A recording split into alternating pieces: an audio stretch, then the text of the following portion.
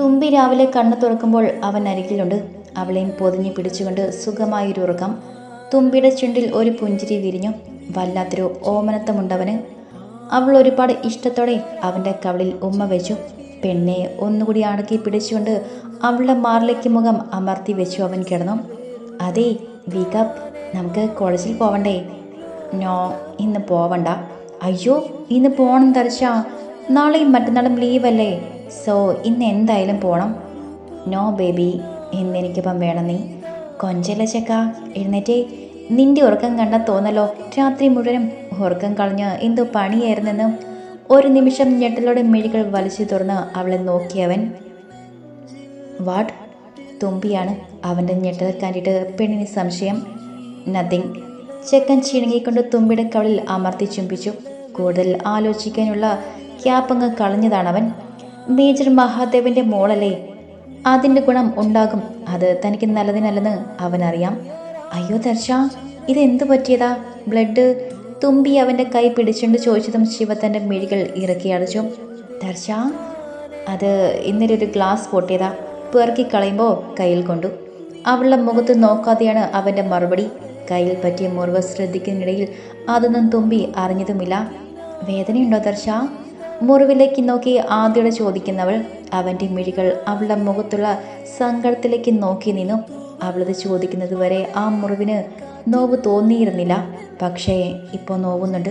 ആ നോവിന് പോലും ഒരു സുഖമുണ്ട്. ഞാൻ മരുന്ന് വെച്ച് തരാം.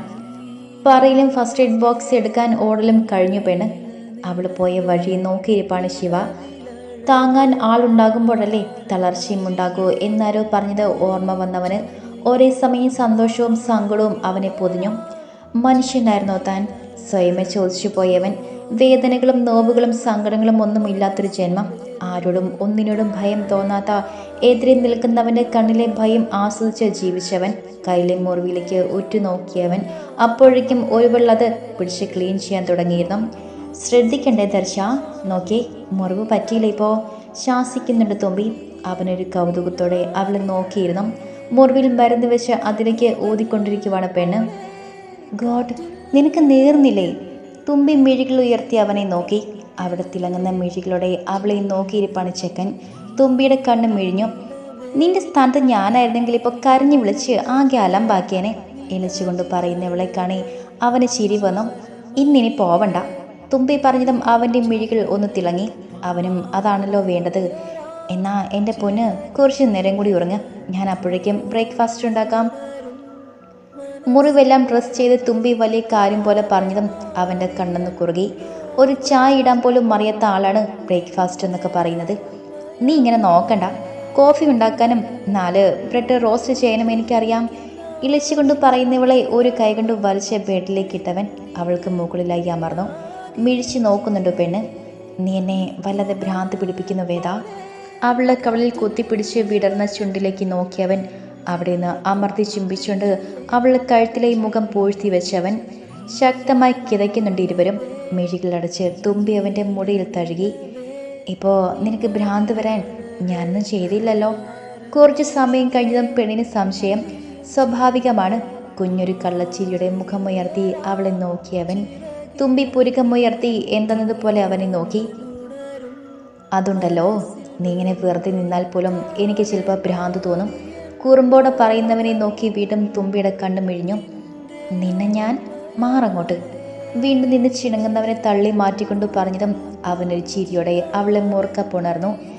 അവനോട് പറഞ്ഞിട്ട് കാര്യമില്ലെന്ന് അറിയാവുന്നത് കൊണ്ട് ഇങ്ങനെയുള്ള കുഞ്ഞു കുഞ്ഞു വാശികൾ അവൾക്കും ഇഷ്ടമായതുകൊണ്ടും തുമ്പിയും ഒരു ചിരിയോടെ അവനെ ചേർത്ത് പിടിച്ചു. തൻ്റെ റൂമിലുള്ളതെല്ലാം വലിച്ചെറിഞ്ഞ് ഭ്രാന്ത് പിടിച്ചതുപോലെ അലറിയവൻ. ഡെവി! അധികാരത്തോടെയുള്ള അവൻ്റെ ശബ്ദം കാതിൽ പതിക്കവേ ഒരു നിമിഷം സ്വയം നിയന്ത്രിച്ച് നിന്നവൻ. നീ എന്താ ഈ കാണിക്കുന്നത്? ഭ്രാന്ത് പിടിച്ചോ നിനക്ക്? ചുറ്റും തകർന്നു കിടക്കുന്ന സാധനങ്ങളിലേക്ക് നോക്കിക്കൊണ്ട് അലറിയവൻ. എത്ര കോടി രൂപയുടെ സാധനമാണ് അവൻ കത്തിച്ചു കളഞ്ഞത് വൃന്ദ? നീ കണ്ടതല്ലേ? ഒരിക്കൽ കൂടി അവൻ്റെ മുന്നിൽ തോറ്റു പോകേണ്ടി വന്നതിൻ്റെ അമർഷം ദേവിയിൽ നിറഞ്ഞു. അവനെ ആശ്വസിപ്പിക്കാൻ എന്ന പോലെ അവൾ ഇറക്കപ്പോണായിരുന്നു. കൂൾ ദേവി, കത്തിച്ച് കളഞ്ഞതിൽ കൂടുതൽ നീ സമ്പാദിച്ചിട്ടില്ലേ? പിന്നെ എന്തിനു വേണ്ടിയാണ്? എനിക്ക് വേണ്ടത് അവൻ്റെ ജീവനാണ് വൃന്ദ. അതിനു മുൻപ് അവൻ ഒന്നുമില്ലാത്തവനായി തീരണം. എവിടെ നിന്ന് തുടങ്ങിയോ അവിടെ തന്നെ എത്തി നിൽക്കണം അവൻ്റെ ജീവൻ.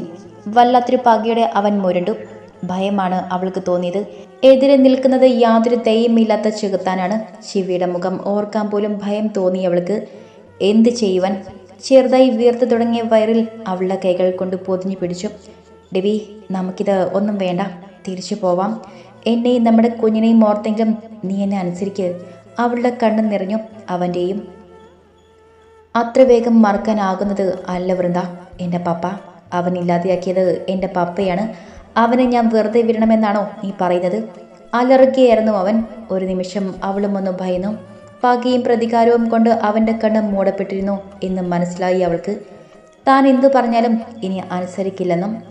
കുളിച്ച് ഫ്രഷായി വരുമ്പോഴാണ് പുറത്ത് കോളിംഗ് ബെൽ അടിക്കുന്ന ശബ്ദം കേട്ടത്.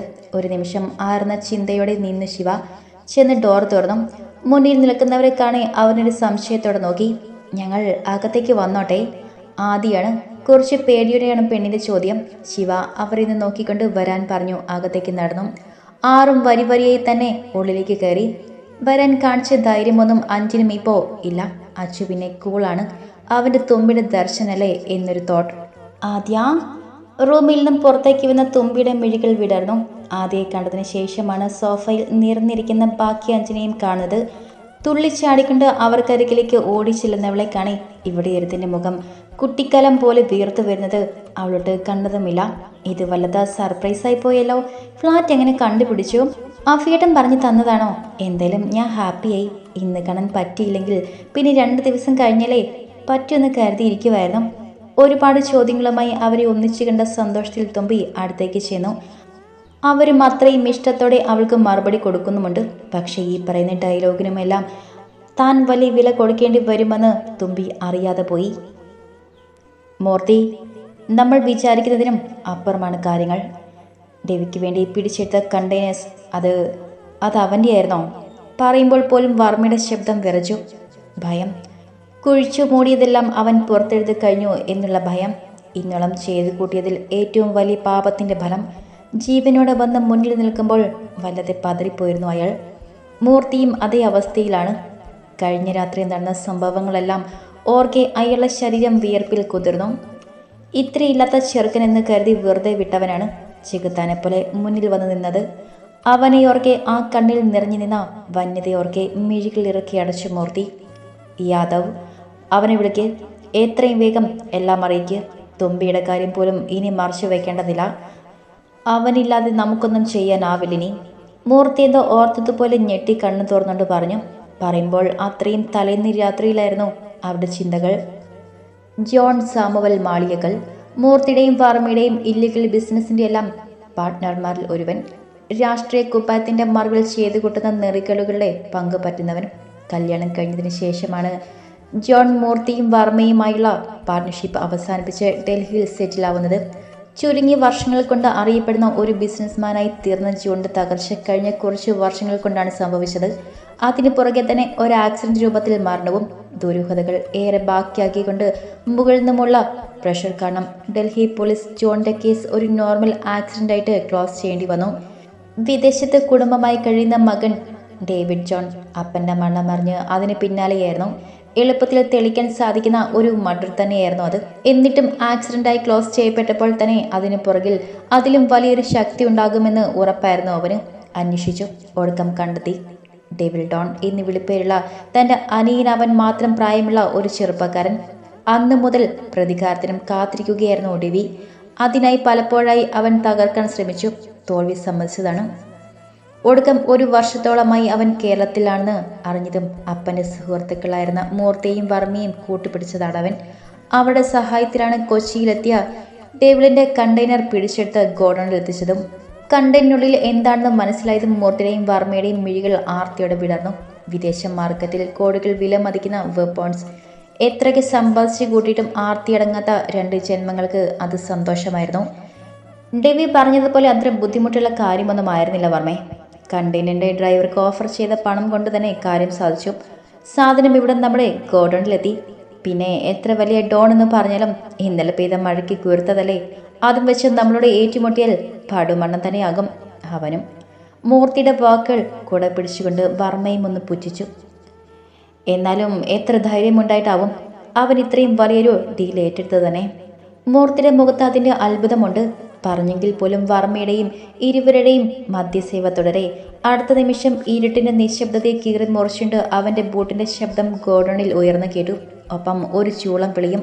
വർമ്മയും മൂർത്തിയും ഒരു പകപ്പോടെ ചുറ്റും നോക്കി. ജോസഫേ, രാജു. കൂട്ടാളികളുടെ പേര് വിളിച്ചു നോക്കിയെങ്കിലും ആരുടെയും മറുപടി കേൾക്കാതെ വന്നതും തങ്ങൾ മാത്രമാണ് ആ വലിയ ഗോഡണിനുള്ളിൽ എന്നിരുവരും ഒരു ഞെട്ടലോടെ തിരിച്ചറിഞ്ഞു. ഒപ്പം അടുത്തുകൊണ്ടിരിക്കുന്ന ആ ശബ്ദം ഇരുവർക്കും വല്ലാത്ത ഭയമാണ് തോന്നിയത്. എന്നും ഒറ്റയ്ക്ക് നിന്ന് പൊരുതിയിട്ടില്ല.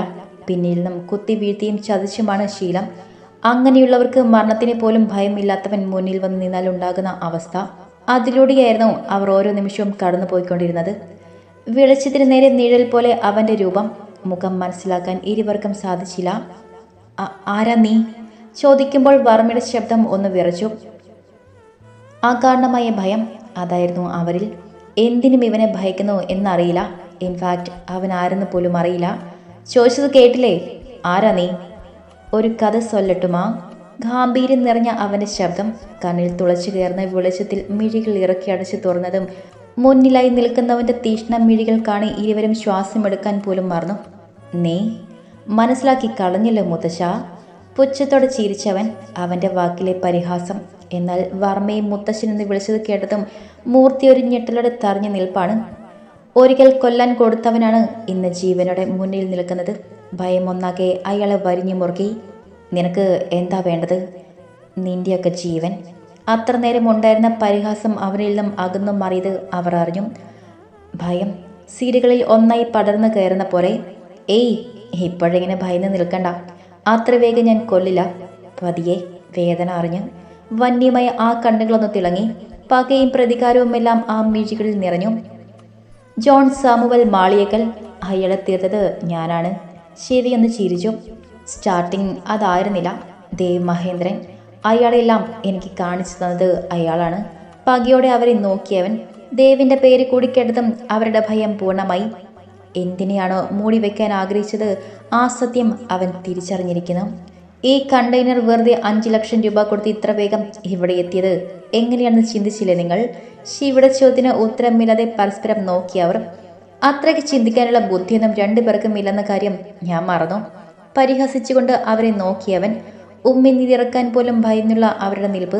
അവനുള്ളിൽ ചെകുത്താൻ്റെ കണ്ണിന് കുളിർമ നൽകുന്ന കാഴ്ച. ഞാൻ പറഞ്ഞിട്ടാണ് ഈ കണ്ടെയ്നർ ഇങ്ങോട്ട് വന്നത്. ഒരു ഞെട്ടലോടെ അവനെ നോക്കിയവർ. ആ മിഴികളിൽ നിറയുന്ന തീഷ്ണത, ആരെയും ഭയപ്പെടുത്തുന്ന വന്യത. എനിക്ക് നിങ്ങളെ രണ്ടുപേരെയും തനിച്ചൊന്ന് കാണണമായിരുന്നു. ഞാൻ എന്തിനു വന്നു എന്നൊന്ന് അറിയിക്കണമായിരുന്നു.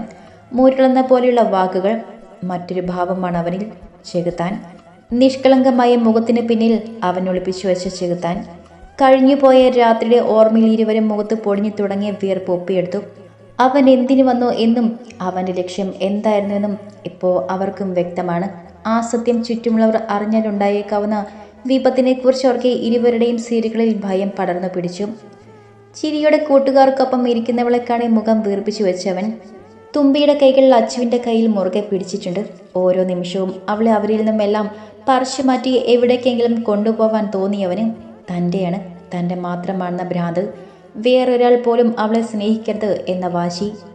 ദർശ, നിനക്കന്ന് പരിചയപ്പെടുത്താൻ പറ്റിയില്ലല്ലോ ഇവനെ. അച്ചുവിനൊപ്പം സോഫയിൽ നിന്നും എഴുന്നേറ്റ് അവൻ്റെ കൈമുട്ടിൽ കൈ ചേർത്ത് പിടിച്ചു നിൽക്കുവാണ് തുമ്പി. ഇതിൽ കൂടുതൽ ഒന്നും വേണ്ടായിരുന്നു ശിവയ്ക്കും. മുഷ്ടി ചുരുട്ടി സ്വയം നിയന്ത്രിക്കാൻ ശ്രമിച്ചവൻ. അവൾ തൻ്റെ മാത്രമായിരുന്ന സ്വാർത്ഥത, തന്നെ മാത്രമേ സ്നേഹിക്കാവൂ എന്ന വാശി, ഒപ്പം താനല്ലാതെ മറ്റൊരാൾക്ക് അവൾ കൊടുക്കുന്ന പരിഗണന. ഓരോ നിമിഷവും തുമ്പി ചേർത്ത് പിടിച്ച അച്ചുവിൻ്റെ കയ്യിലേക്കും അവൻ്റെ നോട്ടം ചെന്നു നിന്നു. തുമ്പി അത് കണ്ടില്ലെങ്കിലും അച്ചു വ്യക്തമായി തന്നെ കണ്ടിരുന്നു. ശിവയുടെ നോട്ടം കാണി ചെക്കനെന്ന് ഉമ്മീനിറക്കി. പുറകിലിരിക്കുന്ന അഞ്ചും ദയനീയമായി അവനെ നോക്കി നിൽപ്പാണ്. എന്നിട്ടും ദർശൻ്റെ തുമ്പിക്ക് മാത്രം കാര്യമൊന്നും മനസ്സിലായില്ല. എന്നാ ഞങ്ങൾ ഇറങ്ങട്ടെ? നന്ദുവാണ്. ഇനിയും ആ നൃത്തം തുടർന്നാൽ അച്ചുവിനെ ചില്ലിട്ട് വെക്കേണ്ടി വരും എന്നുറപ്പാണ്. അവർ പോകുവാണെന്ന് കേട്ടതും തുമ്പിയുടെ മുഖം വാടി. ഇത്ര വേഗം പോകുവാണോ നിങ്ങൾ? തുമ്പിയാണ്. അവളുടെ ചോദ്യത്തിന് ദയനീയമായി നോട്ടമായിരുന്നു മറുപടി. ശിവയുടെ നോട്ടം കാണി സത്യം പറഞ്ഞാൽ ഭയം തോന്നുന്നുണ്ട്. ആഫി പറഞ്ഞറിഞ്ഞതാണ് ശിവയെ, തുമ്പിയെന്ന അവൻ്റെ ഭ്രാന്തിനെ. ഇല്ലടി, പോട്ടെ. ഈ പെണ്ണുങ്ങളെല്ലാം വീട്ടിലെത്തിക്കണ്ടേ? കുട്ടുവാണ്. ഒരുവിധം ഒപ്പിച്ചുകൊണ്ടാണ് പറച്ചിൽ. പിന്നെ തുമ്പിയും നിർബന്ധിച്ചില്ല. പെട്ടെന്ന് തന്നെ ആറും വന്ന വഴി പറന്നുപോയി. ഷോ, അവർക്കൊന്നും കൊടുത്തില്ലല്ലോ ദർശ. അല്ല, നീ എന്താ? പറഞ്ഞു തീരുന്നതിന് മുൻപേ കാറ്റുപോലെ വന്നവൻ അവളെ വരിഞ്ഞു മുറുകി. തുമ്പി എന്ന് ഞെട്ടുന്നതിന് മുൻപേ ആ മുഖമാകെ ഭ്രാന്തമായി ചുണ്ടു ചേർത്ത് ചെക്കൻ അതേ നിൽപ്പ് നിന്നുപോയി. തുമ്പി ഒന്നനങ്ങാൻ പോലും ആവാതെ പിന്നൊന്നും പറയാതെ അവളെയും നോക്കാതെ റൂമിനുള്ളിൽ കയറി വാതിൽ ശക്തിയിൽ വലിച്ചടക്കുകയും ചെയ്തു. ആ ഒച്ച കേട്ടപ്പോഴാണ് കൊച്ചിന് ബോധം വന്നത്. ഇവന് ഭ്രാന്തായോ എന്ന ചിന്തയിലായിരുന്നു തുമ്പി.